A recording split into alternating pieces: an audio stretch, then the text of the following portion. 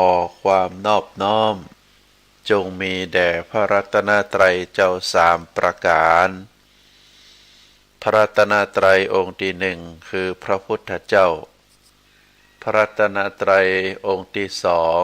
คือพระธรรมเจ้าพระรัตนตรัยองค์ที่สามคือพระอริยสังฆเจ้าข้าพระพุทธเจ้าขอเคารพนอบน้อมกราบไหว้แทบไตรไวยสาคุณพระรัตนตรัยเจ้าถึงสามประการโดยความเคารพสักการะเป็นอย่างยิ่งขอถวายความเคารพพระมหาเถรานุเถระเจ้าคณะพระสังฆาธิการครูบาอาจารย์ผู้สูงด้วยอายุพรรษาผู้สูงด้วยฐานะการปกครองตลอดถึงพระภิกษุหนุ่มสามเณรน้อยจุตนจุองค์ขอเจริญพรศรัทธาญาติโยมนักศีลนักบุญผู้สัมมาปฏิบัติอุบาสกอุบาสิกาทุกผู้ทุกคนทุกท่านต่อจากนี้ไปอัตมาภาพพระครูปริยัติกิจจาภิวัตรสำนักวัดพระสิงห์อำเภอเมืองจังหวัดเชียงใหม่ก็จะได้น้อมนำเอาสารธรรมคติธรรมชาดกธรรมเรื่องราวในต่างพระพุทธศาสนามามอบเป็นธรรมบรรณาการอาหารใจคือกับท่านสาธุชนทั้งหลายได้พินิจพิจารณาถึงเนื้อหาสาระเรื่องราวต่างๆเหล่านั้นอันจะก่อคือเกิดศรัทธาความเลื่อมใสปัญญาความรอบรู้ให้กับท่านสาธุชนผู้ฟังทั้งหลายบรรณักก็น้อยเมื่อเกิดสติเกิดปัญญาเกิดศรัทธาแล้วก็จะได้น้อมนำไปประพฤติปฏิบัติซึ่งเป็นการประพฤติปฏิบัติในแนวทางที่ถูกต้องเรียกว่าเป็นแนวทางปฏิบัติที่ถูกศีลถูกธรรมถูกกฎหมายถูกข้อวัดปฏิบัติกฎกติกาต่างๆตลอดถึงถูกต้องตามประเพณีวัฒนธรรมที่บรรพบุรุษได้ร่วมกันสร้างขึ้นมา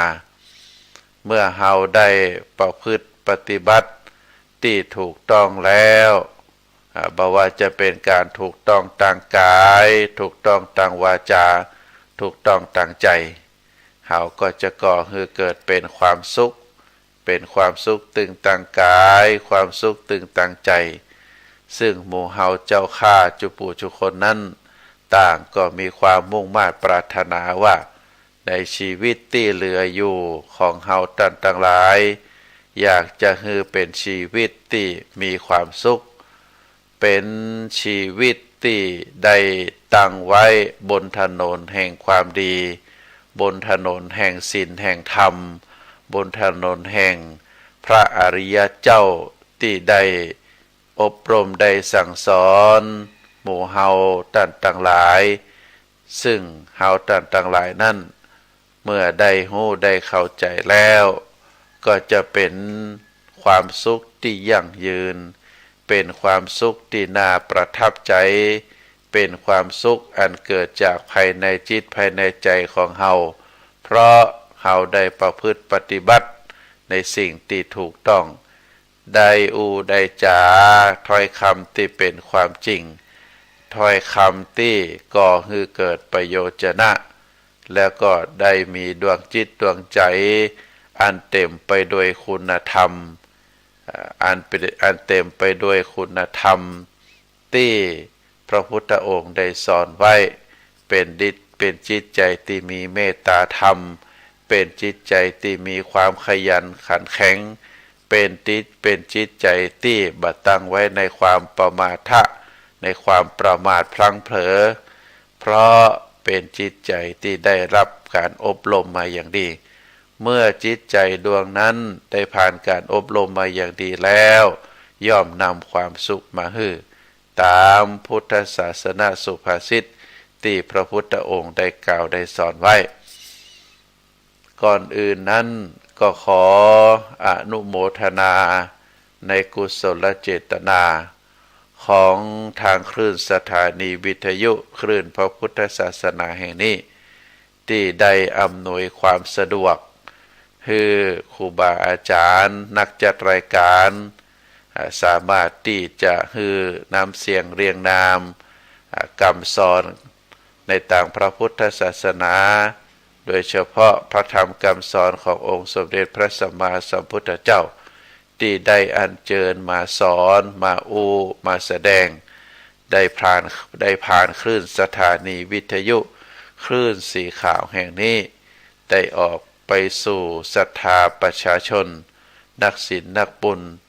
ตามกาลเวลาที่พอสมควรก็เพราะว่าได้รับความอนุเคราะห์จากท่านผู้อำนวยการตลอดถึงเจ้าหน้าที่ของสถานีทุกฝ่ายทุกแผนกที่ได้อำนวยความสะดวกให้ก็ขออนุโมทนาในสะพานบุญมหากุศลแห่งนี้ที่ได้เป็นประโยชนะต่อการเผยแผ่พระพุทธศาสนา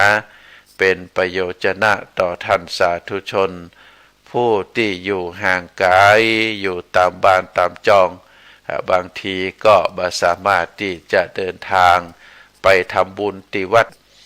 ด้วยโรคภัยไข้เจ็บบางทีก็ได้อยู่บ้านอยู่จองบางทีก็ทำการทำงานไปตัวบางทีก็ได้ประกอบบุญประกอบกุศลไปตัวก็ได้ฟังพระธรรมคำสอนวันละเล็กวันละน้อยก็ถือว่าเป็นการสะสมบุญกุศลสะสมคุณงามความดีสะสมศรัทธาความเลื่อมใสสะสมศีลปารมีปัญญาปารมีธรรมปารมีก็เป็นคุณงามความดีดังนั้นท่านสาธุชนทั้งหลายพระพุทธศาสนาของเฮาได้มีอายุมีความยืนยาวของการเวลาที่ได้ก่อตั้งได้ปรากฏเป็นศาสนาหนึ่งในหลายๆศาสนาแล้วก็เป็นศาสนาที่ได้รับการยกย่องว่าเป็นศาสนาที่ดีที่สุดเพราะเป็นศาสนาที่บ่มีพิษบ่มีภัยเป็นศาสนาที่สอนให้ผู้ที่นับถือคือมีความเชื่อความเลื่อมใสโดยการใช้สติปัญญาเป็นศาสนาที่สอนให้คนทั้งหลายฮักกันแบบพี่แบบน้องทั่วโลกเพราะว่าจะเป็นชนชาติใดอยู่มุมไหนของโลกก็สามารถที่จะประพฤติปฏิบัติได้เมื่อ2 วันที่ผ่านมาอาตมาภาพได้มีโอกาสพบกับพระภิกษุรูปหนึ่งเปิดมาปฏิบัติธรรมอยู่ที่จังหวัดนครราชสีมาแล้วก็ได้บวชเป็นพระภิกษุได้อยู่ประมาณ6 พรรษา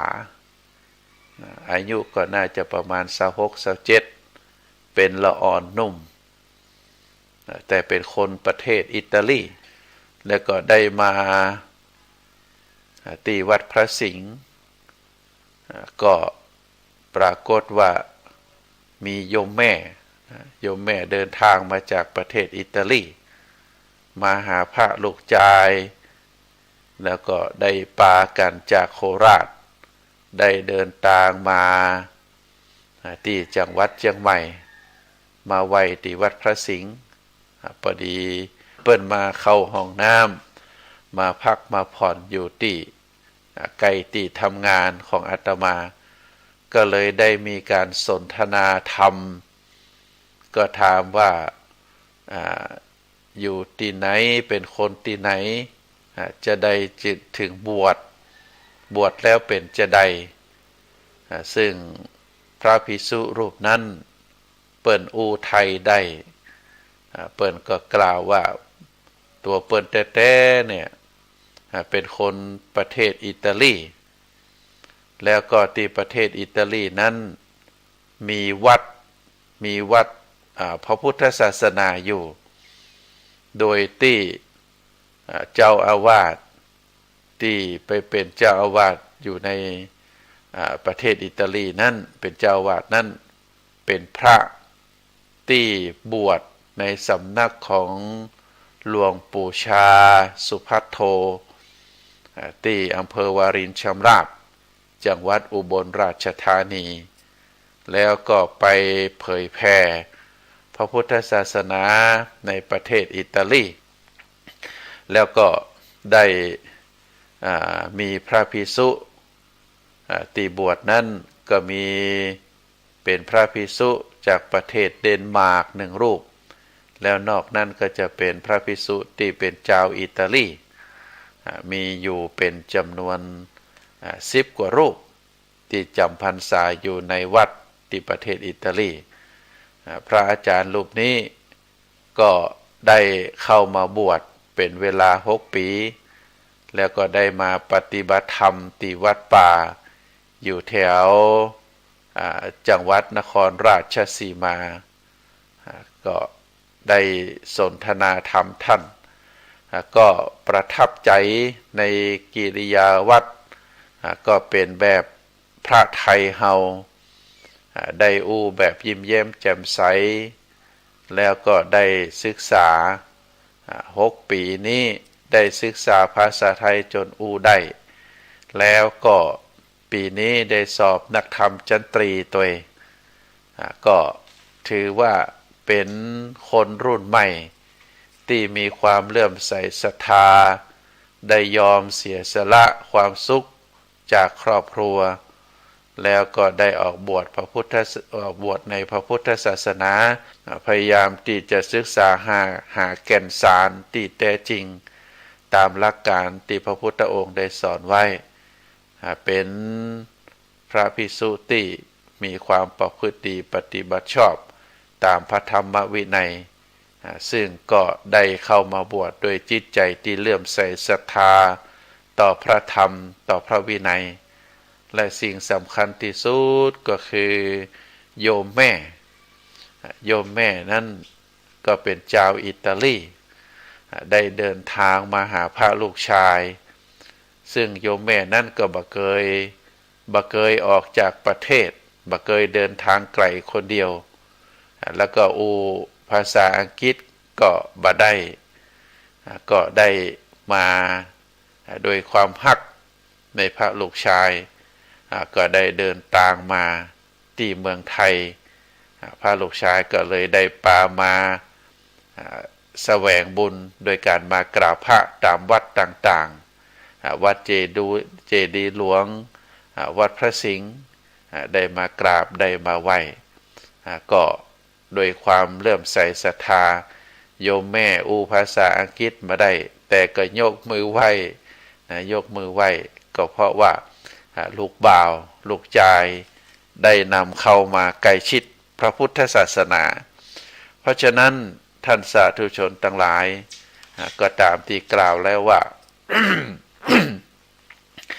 มนุษย์เฮาบ่ว่าจะเป็นชาติพันธุ์ใดก็ด้วย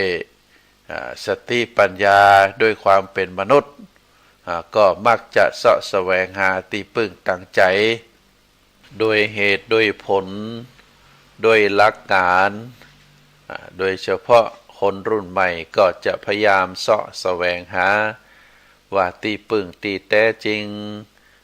ที่เป็นความจริงที่เป็นอริยสัจคำสอนที่แท้จริงเป็นคำสอนบ่มีนอกบ่มีในน่าจะเป็นศาสนาใดเปิ้นก็ศึกษาค้นคว้าแล้วก็เมื่อได้รู้ได้เข้าใจได้สนทนากับครูบาอาจารย์แล้วก็ได้เปลี่ยนจิตเปลี่ยนใจจากแนวคิดเดิมที่บรรพบุรุษได้ ตั้งใจได้สั่งสอนมา แล้วก็หันมาศึกษาหันมาปฏิบัติในตามหลักการของศาสนานั้นๆโดยเฉพาะศาสนาพุทธของเฮาก็ถือว่าเป็นศาสนาที่ดีที่สุดเป็นศาสนาที่สอนให้คนมีความสงบถึงตั้งกายสงบถึงใจบ่ได้เป็นศาสนาที่สอนที่ยั่วยุให้ไปเข็นไปฆ่าศาสนาอื่นศาสนิกในศาสนาอื่นแต่คือมองว่าทุกคนนั้นเป็นเพื่อนร่วมโลก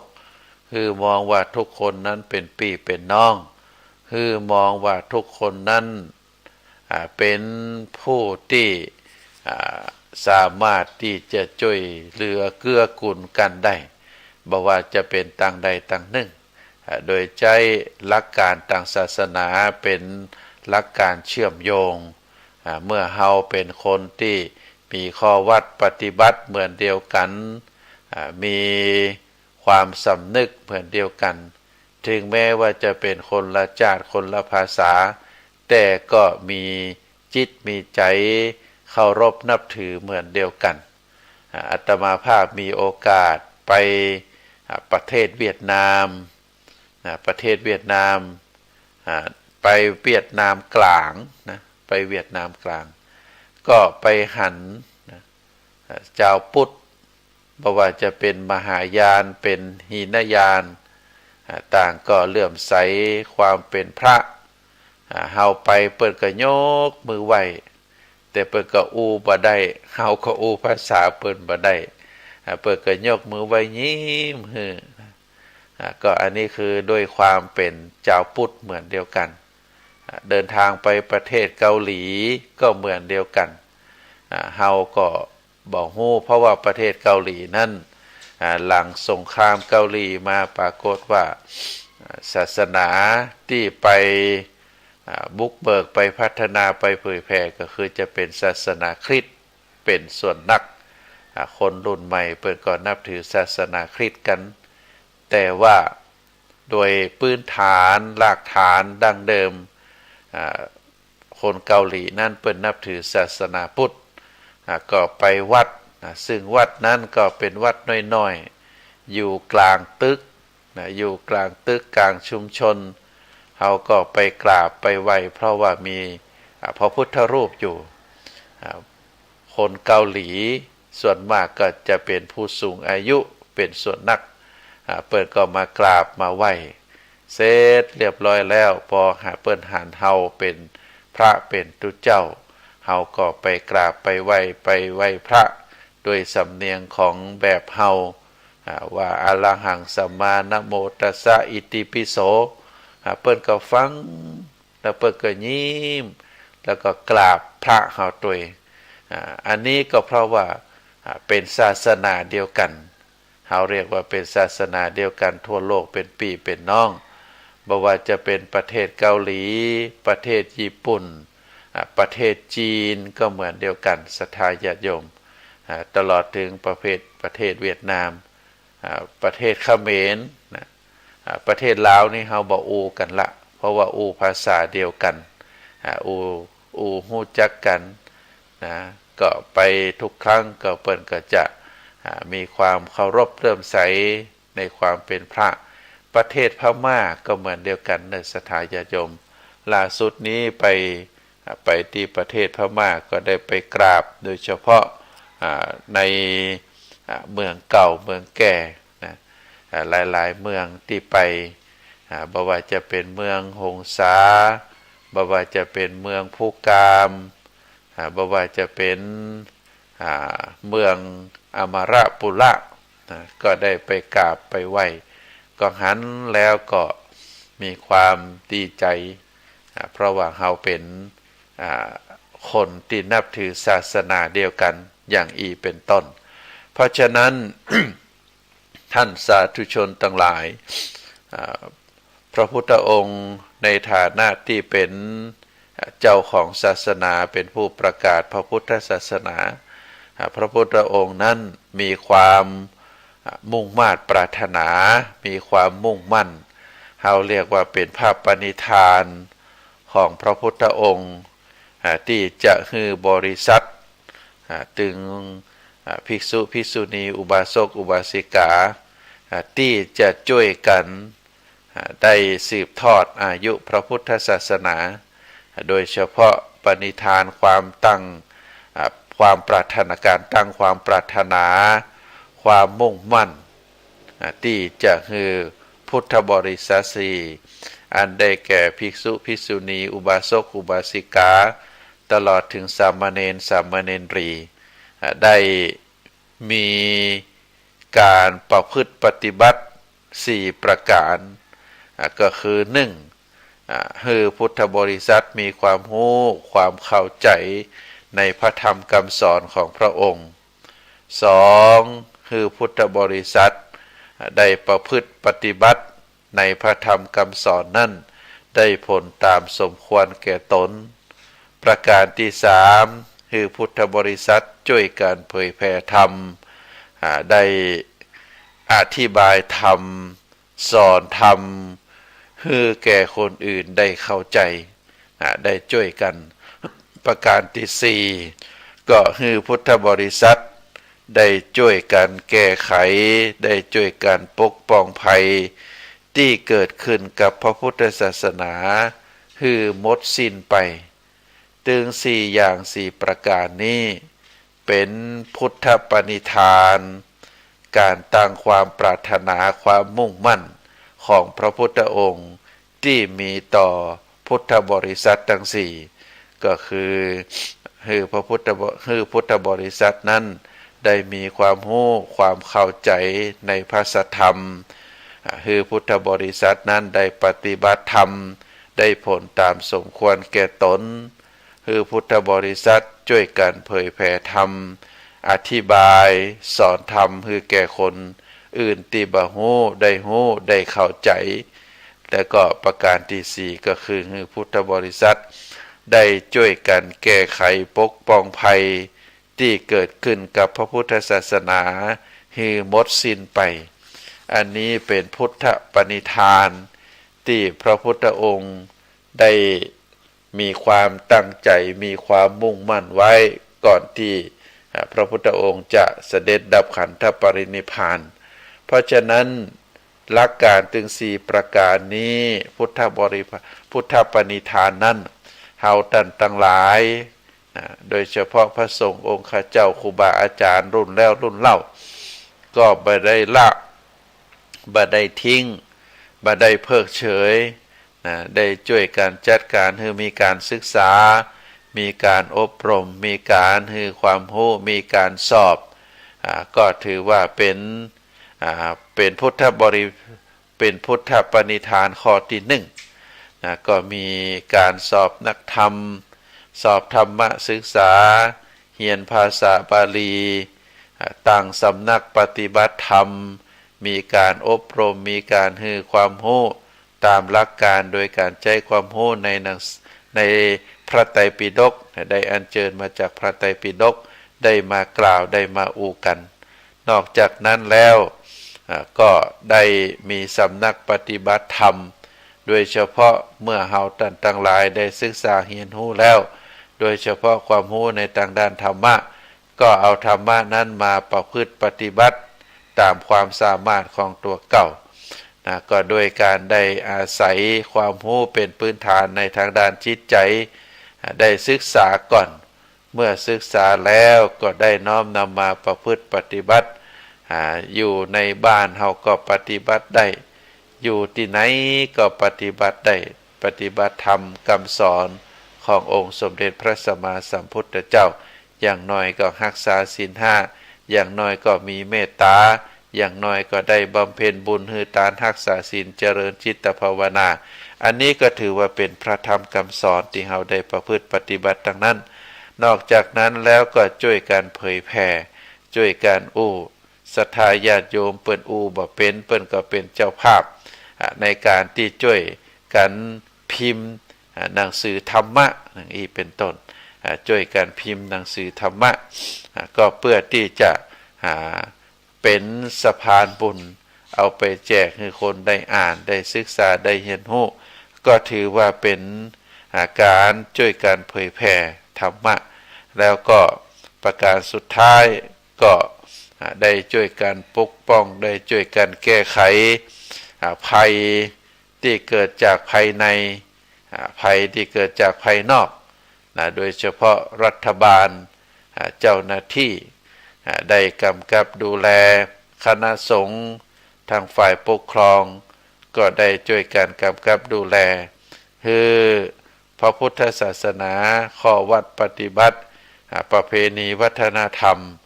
คือเป็นไปตามหลักการคือเป็นไปตามสิ่งที่ควรจะเป็นแล้วก็จะได้ช่วยกันพยุงรักษาคือพระพุทธศาสนาอยู่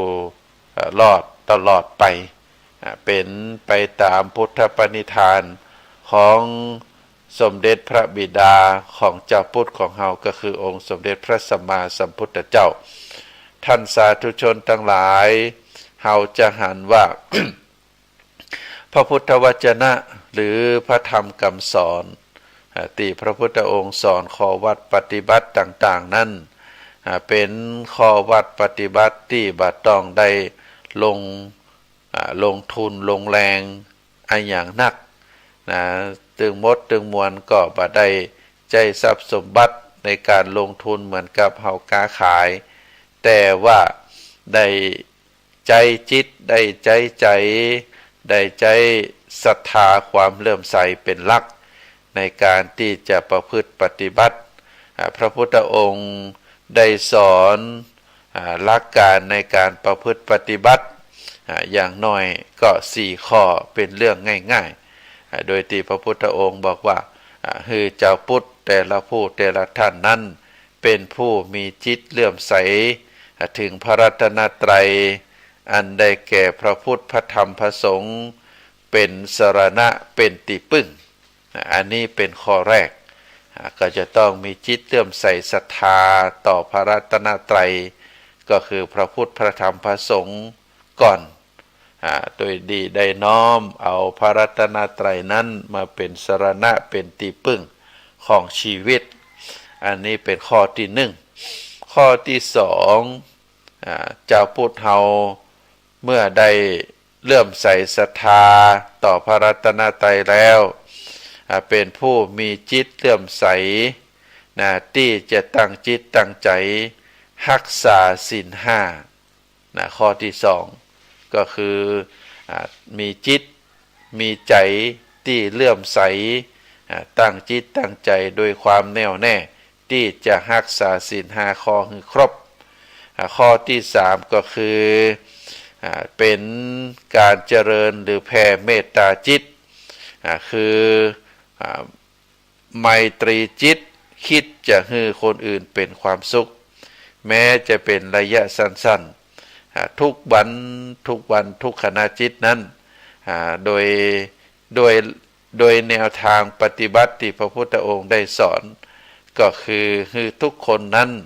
ได้มีเมตตาจิตได้เจริญได้แผ่เมตตาจิตทางเจริญก็คือเพิ่มขึ้นแผ่ก็คือแผ่ความกว้างใหญ่ไพศาล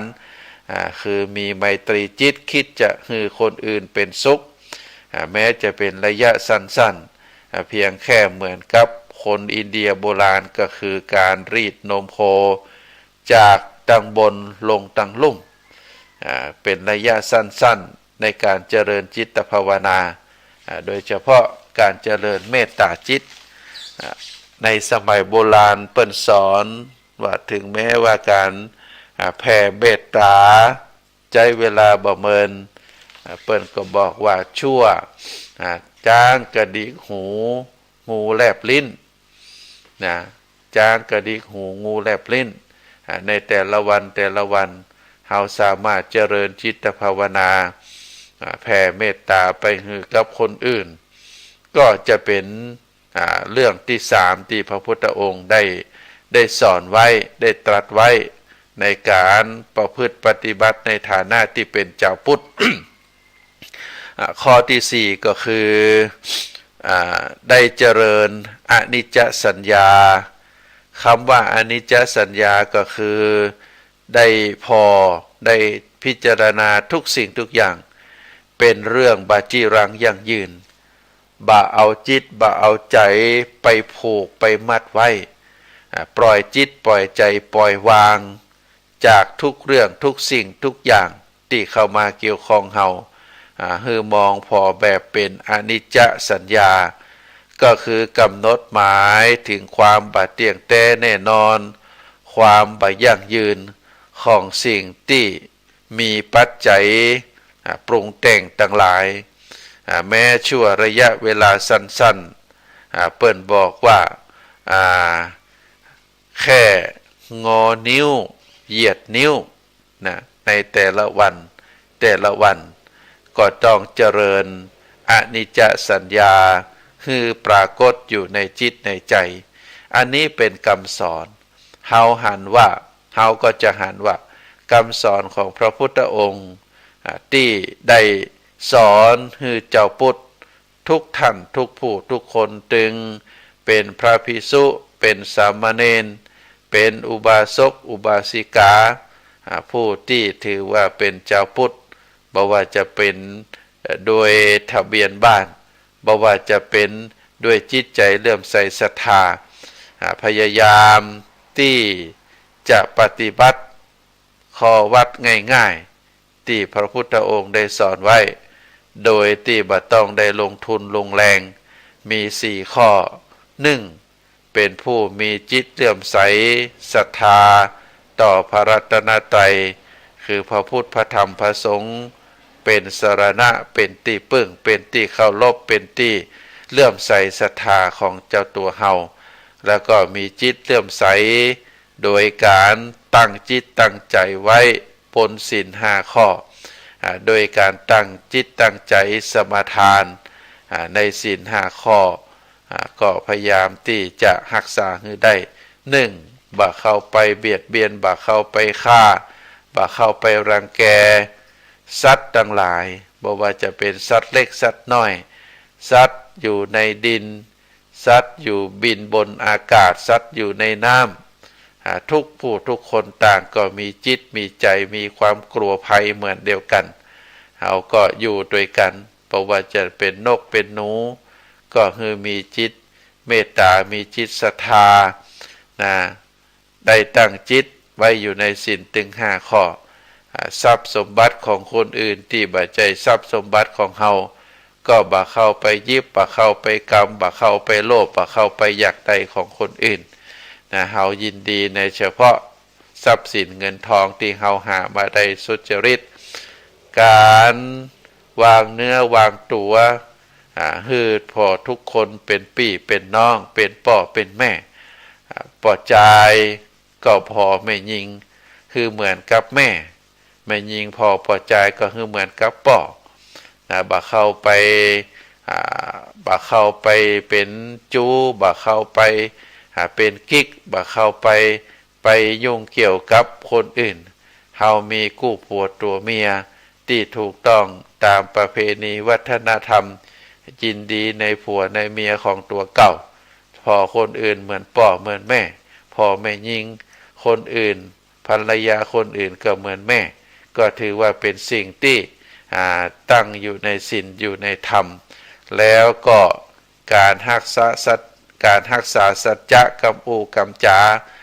วาจาทุกคำที่เปล่งออกมาก็เป็นความจริงเป็น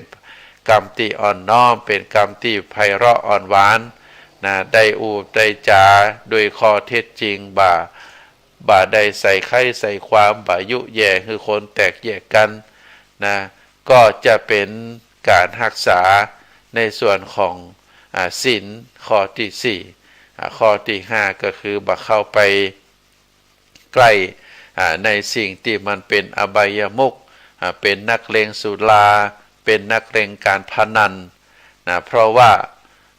สิ่งต่างหลายเหล่านี้บ่ว่าจะเป็นเหล้าเป็นกัญชาเป็นเฮโรอีนเป็นสิ่งที่ได้ไปกดทับความรู้สึกสติปัญญาฮือฟั่นเฟือนไปก็ทำให้เป็นอันตรายเมื่อได้ดื่มได้กินได้เสพเข้าไปแล้วก็ทำให้เป็นบาเป็นว่อบ่สามารถที่จะครองสติได้ พระพุทธองค์ว่าเป็นอันตรายเป็นอบายมุขเป็นทางแห่งความชิบหายบ่ว่าจะเป็นสุริบ่ว่าจะเป็นบุหรี่กัญชายาเสพติดอย่างได้กล่าวมาบัดเดี๋ยวนี้รัฐบาลก็ได้ผ่อนปลนคือสิ่งที่เคยเป็นยาเสพติดก็เป็นสิ่งที่สามารถที่จะซื้อจะขายได้เฮาหันแล้วโดยเฉพาะที่เป็นตุเจ้าหันแล้วก็บัสบายใจนะกัญชาก็สามารถซื้อขายกันได้โดยเฉพาะสั่งซื้อทางออนไลน์นะบางทีเยาวชนก็อยากจะทดลองก็ไปสั่งซื้อเมื่อได้มาแล้วก็มีการสูบมีการเสพกันละอ่อนก็คือละอ่อนบ่สามารถที่จะควบคุมความต้องการของตัวเองได้จิตใจยังอ่อนก็ปรากฏว่าเข้าไปเกี่ยวข้องมีการซื้อการขายแล้วเอามาเสพเมื่อเขาเอามาเสพเอามาสูบแล้วถึงแม้ว่าจะเป็นยาเสพติดในประเภทอ่อนๆแต่ก็เมื่อเสพกันเมินๆแล้วเราก็จะหันว่าบุคคลที่เสพได้เสพกัญชานั่นก็จะร้ายแรงกว่าบุหรี่ก็จะมีการเสพที่คลองสติบัดได้หน้าตาก็จะเป็นคนที่คล้ำไปปากก็จะเศร้าไปแล้วก็บ่สามารถที่จะคลองสติได้เพราะฉะนั้นก็เป็นอันตรายทั้งนั้นน้ำกระท่อมใบกระท่อมน้ำกระท่อมบัดเดี๋ยวนี้ก็สามารถที่จะซื้อจะหาได้ทุกที่ทุกแห่งก็จะมีวางจำหน่ายน้ำกระท่อมก็จะขายเป็นขวดเหมือนกับน้ำส้มโยมก็เปิดก็จะวางขายง่ายเหมือนกับน้ำส้มเหมือนกับน้ำมะพร้าวใบก็เหมือนเดียวกันเอามาเคี่ยวเอามากินแล้วก็ทำให้หายง่วงทำให้ขยันขันแข็งอย่างอีเป็นต้นเหมือนกับยาบ้าในสมัยตะก่อนเปิดห้องว่าคนตีญาการที่ทำการทำงานเมื่อร่างกายสู้บ่ไหวก็เอายาบ้ามากินแล้วก็ตาแป้งเจ่งลึ่งก็เป่งลึ่งก็ทำให้สามารถทำการทำงานต่อไปแต่ว่าถ้ากินบ่อยๆกินตลอดเวลาก็ทำให้อย่างที่บอกก็คือเป็นการไปเพิ่มไปเติมสิ่งที่ร่างกายเฮาเป็นปกติอยู่แล้วแต่ไปสร้างความผิดปกติให้ร่างกายจากที่ต้องการพักผ่อนก็ปรากฏว่าบ่ได้พักผ่อนเมื่อไปกดประสาททำให้ความรู้สึกจากสภาพร่างกายธรรมดาก็ทำให้ผิดปกติไปเมื่อผิดปกติไปนักๆก็จะเป็นสิ่งที่ทำให้เกิดเรียกว่าประสาทหลอนความรู้สึกที่ผิดปกติไม่สามารถที่จะควบคุมจิตควบคุมใจได้ก็ทำให้ได้เสียสติเป็นบ้าไปอย่างอีเป็นต้นเพราะฉะนั้นศีลถึง5ข้อนี้ เป็นข้อวัดปฏิพระพุทธองค์ได้วางไว้ไปวางไว้แต่ถ้าเราได้รักษาศีล5ข้อโดยจิตเลื่อมใสศรัทธาสมาทานด้วยตัวเองหรือสมาทานต่อหน้าพระพุทธรูปต่อหน้าพระสงฆ์องค์ข้าเจ้าองค์ใดองค์หนึ่งรูปใดรูปหนึ่งก็ได้สมาทานไว้ก็เป็นสิ่งที่ดีเป็นสิ่งที่ดีเยี่ยมซึ่งพระพุทธองค์ได้ตรัสสอนไว้แล้วก็การได้เจริญเมตตาจิตคือเอาความเมตตาความปรารถนาดีความฮักความสงสารความอินดูมองทุกคนเป็นเพื่อนมองทุกคนเป็นคนครอบครัวเดียวกันช่วยเหลือกันเจริญเมตตาไปยังคนทั้งหลายขอให้คนทั้งหลายนั้นมีความสุขมีความสบายใจมีความสบายกายก็พระพุทธองค์บอกให้เจ้าพุทธเฮาแต่ละผู้แต่ละคนนั้นได้เจริญเมตตาตึงวันวันละเล็กวันละน้อยเป็นเปรียบเหมือนกับคนอินเดียโบราณที่ได้รีดนมเปิ้นบอกว่าเอามือวางนมปัวรีดจากตังบนลงตังลุ่มก็แต่ละวันถ้าสามารถเจริญ เมตตาจิตเพียงระยะต่ออันก็ถือว่าเป็นสิ่งที่ดีแล้วแต่ว่าเฮาต่างหลายนั้นสามารถที่จะเจริญเมตตาได้ตลอดเวลามีความฮักมีความเอ็นดูมีความสงสารต่อบุคคลต่างหลายต่อสรรพสิ่งต่างหลายต่อบรรดาสรรพสัตว์ต่างหลายแล้วก็อันสุดท้ายที่พระพุทธองค์ได้สอนไว้ข้อที่4ก็คือได้เจริญจิตอยู่ภายใต้อนิจจสัญญาก็คือ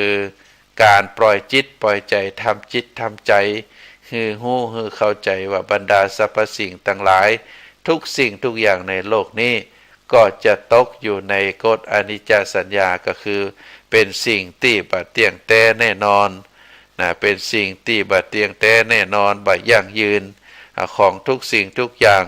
ปัจจัยปรุงแต่งทุกสิ่งทุกอย่างต่างหลายนั้นเป็นของชั่วคราวเป็นของที่มีไปในระยะสั้นๆเปิ้นบอกว่าตั้งจิตตั้งใจอยู่ในอนิจจสัญญาแต่ละวันเหมือนกับเฮาได้งอมืองอนิ้วมือขึ้นลงก็จะดีขึ้นก็จะดีเพราะฉะนั้นในสิ่งประการนี้ก็ถือว่าเป็นการนับถือพระพุทธศาสนาโดยใจลักการใหญ่ๆข้อประการนี้มีอยู่ในจิตอยู่ในใจของเฮาก็ถือว่าเป็นเจ้าพุทธที่แท้จริงเป็นเจ้าพุทธ100%เป็นเจ้าพุทธที่ได้น้อมนำเอาพระธรรมคำสอนขององค์สมเด็จพระสัมมาสัมพุทธเจ้ามาประพฤติปฏิบัติเพราะฉะนั้นท่านสาธุชนทั้งหลายก็ถือว่าเป็นความโชคดีที่สุดของหมู่เฮาที่ได้เกิดมาพระพุทธศาสนาได้มีโอกาสศึกษาห้ำเฮียนโดยการอ่านโดยการฟังจากครูบาอาจารย์พระสงฆ์องค์ข้าเจ้านักปราชญ์ผู้รู้ ก็ทำให้เฮาได้มีโอกาสใกล้ชิดพระพุทธศาสนาเมื่อเฮาได้มีความเลื่อมใสมีความศรัทธาได้มีความสุขกับข้อวัดปฏิบัติเฮาก็บ่ลืมพระพุทธศาสนาส่วนใดที่เฮาจะได้ช่วยจะได้ตอบแทนพระคุณของพระพุทธศาสนาบ่ได้ตอบแทนคนใดคนหนึ่งบ่ได้ตอบแทนครูบาอาจารย์บ่ได้ตอบแทนพระสงฆ์องค์ข้าเจ้าแต่เฮาตอบแทนในความดีความงามของพระพุทธศาสนาที่เฮาได้มีโอกาสได้ฮู้ได้เข้าใจได้มีหลักยึดมั่นในจิตในใจของเฮาก็ได้ตอบแทนพระคุณของพระพุทธศาสนาโดยการได้ประพฤติปฏิบัติชอบอย่างสม่ำเสมอแล้วก็เมื่อมีโอกาสเฮาก็ได้ทำบุญสุนทานได้ประกอบกิจกรรมในสิ่งที่ดีสิ่งที่งามวัดวาอารามศาสนสถานองค์กรในทางพระพุทธศาสนาบ่ว่าจะเป็นสถาบันการศึกษาวัดวาอารามต่างๆเมื่อเฮาได้ไปทัศนศึกษาไปแสวงบุญไปหั่นไปที่นี่เฮาก็ได้บริจาคทำบุญได้บริจาคทรัพย์ตามกำลังศรัทธาบ่ฮือเดือดบ่ฮือฮ้อนต่อตัวเฮาต่อครอบครัวได้ทำบุญตามกำลังศรัทธาเป็นการกำจัดความตณีเป็นการสะสมเสบียงไว้ไปหน้าแล้วก็ได้ถือว่าเป็นการอุปถากบำรุงพระพุทธศาสนาวัดป่าอารามต่างๆคือมีความเจริญรุ่งเรืองคือเป็นศาสนสถานสะดวกสบายสำหรับในการไปประกอบกิจกรรมพิธีกรรมต่างๆอันนี้ก็ถือว่าเป็นหน้าที่ของหมู่เฮาเจ้าพุทธทั้งหลายเด้อนอกจากเฮาจะมีความกตัญญูรู้คุณต่อพระพุทธศาสนาแล้ว เฮาก็จะต้องได้ลงมือประพฤติปฏิบัติตามหลักธรรมคำสอนขององค์สมเด็จพระสัมมาสัมพุทธเจ้าให้ยิ่งขึ้นไปให้นักยิ่งขึ้นให้บ่อยยิ่งขึ้นแล้วก็ให้เป็นเวลาเมินนักยิ่งขึ้นเฮาบ่หยุดอยู่แค่นั้นก็ถือว่าเฮาได้ปะได้พบได้เป็นสิ่งที่เฮาเป็นคนมีบุญได้ปะได้พบพระพุทธศาสนาตามที่ว่ามาก็เป็นเรื่องที่เฮาต้องพินิจพิจารณาเนื้อศรัทธาญาติโยมเฮาบ่ไปพอสิ่งอื่นเฮาบ่ไปพอที่อื่นไปพอไปหันแล้วมาเปรียบเทียบแล้วบางทีบางครั้งก็เกิดความบ่สบายใจทุกสิ่งทุกอย่างนั้นเป็นเรื่องเฉพาะตัวเฉพาะตนบริสุทธิ์บ่บริสุทธิ์เป็นเรื่องเฉพาะตนบางทีบางครั้งเฮาไปพอแต่คนอื่นแล้วก็เก็บมาคิดแล้วเกิดความบ่สบายใจอย่างบ่ถูกต้องบ่เป็นบุญคือความสุขใจบุญคือความเย็นใจบุญคือความมีเมตตาเพราะฉะนั้นบางทีบางครั้งเฮาก็ไป ตัดสินใจแทนคนอื่นมาได้บางครั้งบางคราวเฮาจะไปเอาคนอื่นมาเป็นบรรทัดฐานกับชีวิตของเฮาก็มาได้เขาทำก็เป็นเรื่องของเขาเฮาทำก็เป็นเรื่องของเฮาในฐานะที่เป็นกัลยาณมิตรในฐานะที่เป็นคนฮู้จักก็ได้ได้เอ่ยครั้งเดียวพออาจจะจักจวนอาจจะบอกโน่นบอกนี่แต่ถ้าเปิ้นอยากจะทำเปิ้นจะไปเปิ้นก็จะไปตัวเฮาแต่ถ้าเปิ้นบ่ชอบเปิ้นบ่ทำก็เป็นเรื่องของเปิ้นเฮาทำเฮาได้เปิ้นบ่ทำเปิ้นก็บ่ได้เพราะฉะนั้นเป็นเรื่องละเอียดอ่อนเป็นเรื่องทางด้านจิตใจหากมีโอกาสมีเวลาก็พยายามทำสะสมบุญด้วยตัวเฮาเองก็จะเป็นสิ่งที่ดีเป็นสิ่งที่น่าอนุโมทนาเพราะว่าการลงมือกระทำบุญทำกุศลสร้างบุญสร้างกุศลนั้นพระพุทธองค์ว่าต้องทำเองถึง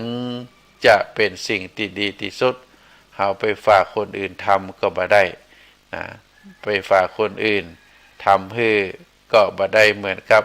ที่เฮาทำด้วยตัวเฮาเองเมื่อเฮาทำเฮาได้แล้วเฮาก็จะมีความสุขใจนอกจากที่จะได้ลงมือปฏิบัติลงมือทำด้วยตัวเองแล้วเฮาก็ถือว่าเป็นการสั่งสมปารมีปารมีแปลว่าความเต็มความสมบูรณ์ความบริบูรณ์จะเกิดขึ้นได้จากการทำทีละเล็กทีละน้อยทำบ่อยๆทำถึงวันบอกว่าจะเป็นสั่งสมปารมีในส่วนใดการรักษาศีลการหื้อตานการฟังธรรมการอ่านการความรู้ความขยันเสาะแสวงหา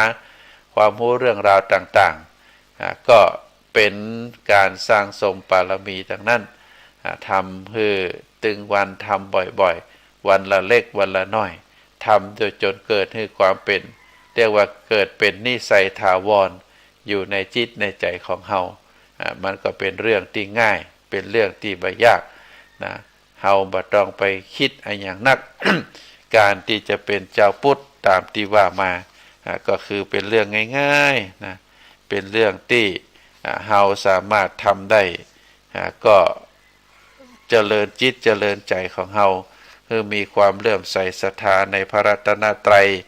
เจริญจิตเจริญใจของเฮาคือตั้งอยู่ในศีล5ข้อสมาทานพยายามงดพยายามเว้นแล้วก็เจริญจิตเจริญใจของเฮาคือมีเมตตาความเมตตาความภาคความปรารถนาดีต่อสรรพสิ่งสรรพสัตว์สรรพบุคคลบ่ว่าจะอยู่ไกลอยู่ใกล้แล้วก็พยายามเจริญจิตเจริญใจคือมีอนิจจสัญญาเกิดขึ้นอนิจจสัญญาก็คือเอาไปเจริญในจิตในใจของเฮาอยู่ตลอดเวลาเมื่อเฮาปะเมื่อเฮาปบเมื่อเฮาหันทุกสิ่งทุกอย่างถ้ามีการเปลี่ยนแปลงไปเฮาก็จะได้รู้ว่ามันเป็นอนิจจสัญญา เป็นความบาเตียงแต้แน่นอนความบาจีรังยั่งยืนความบาเตียงแต้แน่นอนความบาจีรังยั่งยืนนั้นอยู่ในสรรพสิ่งทั้งหลายทุกคนทุกสิ่งทุกชีวิตก็จะอยู่ภายใต้กฎของอนิจจสัญญาเฮาก็จะได้ปล่อยวางเฮาก็จะได้บ่ได้ไปยึดมั่นถือมั่นเฮาก็จะมีความโปร่งมีความโล่งสบายมีจิตใจที่เยือกเย็นสุขุมเป็นจิตใจที่นิ่งบ่เป็นจิตใจที่มีความทุกข์มีความกังวลเป็นจิตใจที่บ่เข้าไปความผูกพันทำให้จิตใจเศร้าหมองทำให้มีความเศร้าหมองมีความโศกเศร้ามีความขับแค้นมีความที่ปัจจัยเป็นตัวเก่าเพราะเฮาเข้าไปยึดติดเมื่อเฮาได้เจริญอนิจจสัญญาแล้วก็จะเกิดความปล่อยวางอันนี้เป็นหลักการง่ายๆในการนับถือพระพุทธศาสนาในชีวิตประจำวันของเฮาพระพุทธองค์ได้สอนไว้การทำดังกล่าวที่ว่ามา ก็บ่ใช่เป็นการลงทุนลงแรงอย่างสักอย่างบ่ได้ใจเงินสักบาทสักสตางค์บ่ได้ขอความช่วยเหลือจากคนอื่นบ่ได้ไปรบกวนพี่บ่ได้ไปรบกวนน้องบ่ได้ไปรบกวนคนนั้นคนนี้แต่เฮาทำด้วยตัวเฮาเองเฮาได้ลงมือทำด้วยตัวเฮาเองเป็นเรื่องง่ายๆอันนี้เป็นเรื่องที่พระพุทธองค์ได้สั่งได้สอนไว้เฮาเกิดคือมีในชีวิตประจำวันของเฮาในเรื่อง4เรื่องที่ว่ามาก็จะเป็นเรื่องที่ดีที่สุดสำหรับความเป็นเจ้าพุทธของเฮาศรัทธาญาติโยมตอนนี้ก็ถือว่าเป็นเวลาช่วงสุดท้ายของการจัดรายการแล้วก็ขออนุโมทนาบุญศรัทธาญาติโยมที่ได้ตั้งใจฟังตั้งแต่ต้นจนจบก็ถือว่าเฮาได้มีส่วนในการที่จะดำรงคงขันดำรงชีวิตในชีวิตปัจจุบันให้มีความสุขให้มีความสงบให้มีความตั้งมั่นอยู่ในพระธรรมคำสอนก็เพราะว่าเฮานั้นเป็นเจ้าพุทธเฮาได้มีความเลื่อมใสศรัทธาแล้วเฮาก็จะต้องต่อยอดคือความเป็นเจ้าพุทธของเฮามีการพัฒนาให้สูงขึ้นคือพัฒนายิ่งขึ้นไปอย่างถูกต้องบนพื้นฐานของดวงจิตที่มีใจ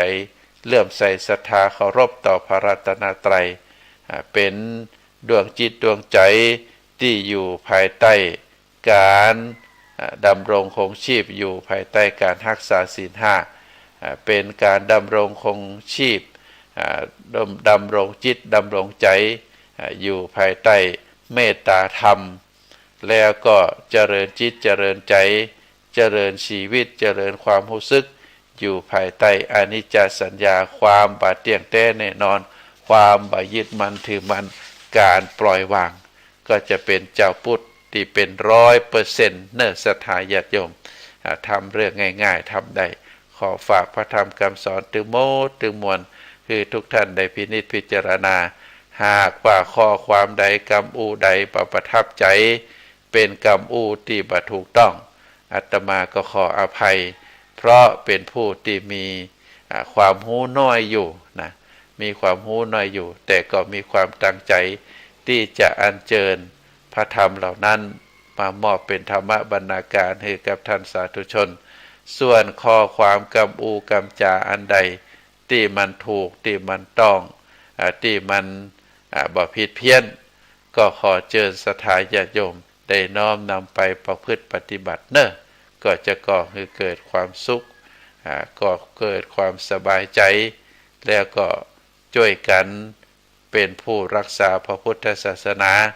ให้อยู่ในจิตในใจของเราตลอดไปก็ขอบุญกุศลคุณงามความดี ได้ปกห่มรักษาศรัทธาญาติโยมนักศีลนักบุญผู้ที่ฟังรายการทุกท่านก็ขอให้มีความสุขมีความเจริญนิราคาแคล้วจากทุกโศกโรคภัย พยันตรายทั้งหลายทั้งมวลจงเจริญด้วยจตุรพิธพรชัยมีอายุวันนะสุขภละปฏิภาณธนสารธรรมสารสมบัติรุ่งเรืองโดยลาภยศสุขสรรเสริญจงทุกประการโดยทั่วการทุกผู้ทุกคนเทินขอเจริญพร